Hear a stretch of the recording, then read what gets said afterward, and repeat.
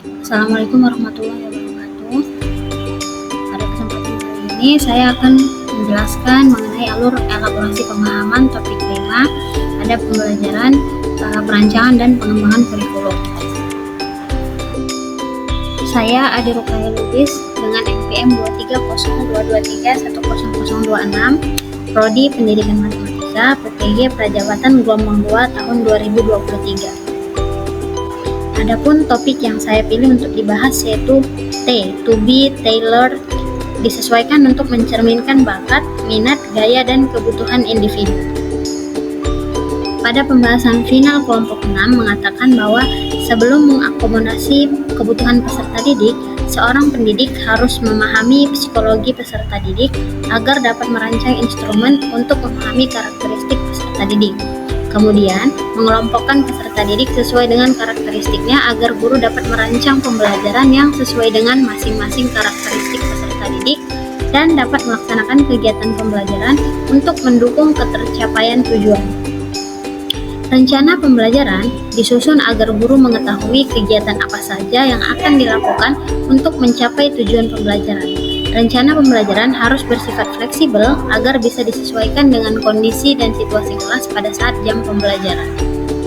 Adapun artikel yang saya pilih untuk direview yang berkaitan dengan pembahasan kelompok 6 yaitu artikel Rika Devianti dan artikel Lia Sucisari pada tahun 2020 dengan judul Urgensi Analisis Kebutuhan Peserta Didik Terhadap Proses Pembelajaran, Jurnal Al-Aulia, volume 6 nomor 1 pada halaman 21-36.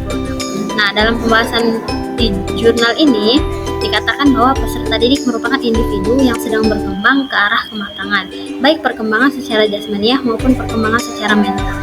Sebagai individu yang berkembang, maka proses pemberian bantuan, bimbingan, dan pemenuhan kebutuhan perlu mendapatkan perhatian yang khusus dari guru guna memberikan motivasi untuk mengembangkan potensi yang dimilikinya seoptimal mungkin.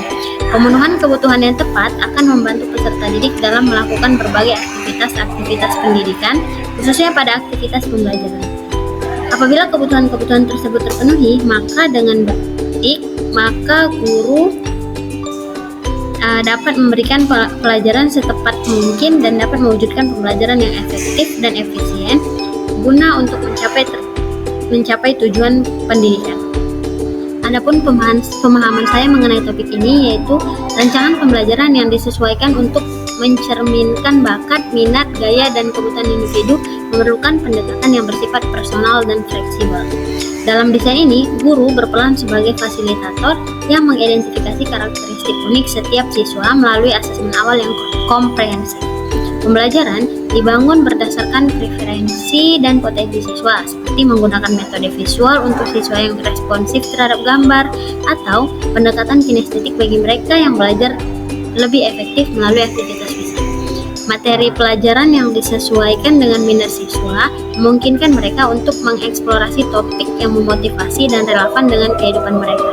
Dengan demikian, pembelajaran menjadi lebih menarik dan bermakna, serta dapat meningkatkan keterlibatan dan prestasi siswa secara keseluruhan.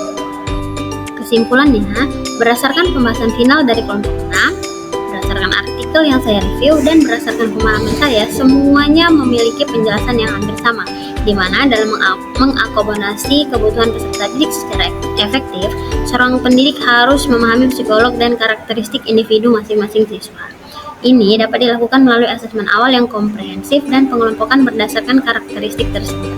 Rencana pembelajaran harus disusun secara fleksibel untuk disesuaikan dengan situasi kelas dan kebutuhan siswa yang berkembang. Dalam prosesnya, penting bagi guru untuk memberikan perhatian khusus pada perkembangan jasmaniah dan mental peserta didik, serta menyediakan bantuan dan bimbingan yang tepat untuk memotivasi mereka dalam mengembangkan potensi secara optimal. Dengan pendekatan yang personal dan fleksibel, maka pembelajaran dapat menjadi lebih relevan, menarik, dan bermakna bagi setiap siswa, sehingga dapat mendukung ketercapaian tujuan pendidikan secara efektif dan efisien. Demikian penjelasan dari saya. Terima kasih. Wassalamualaikum warahmatullahi wabarakatuh.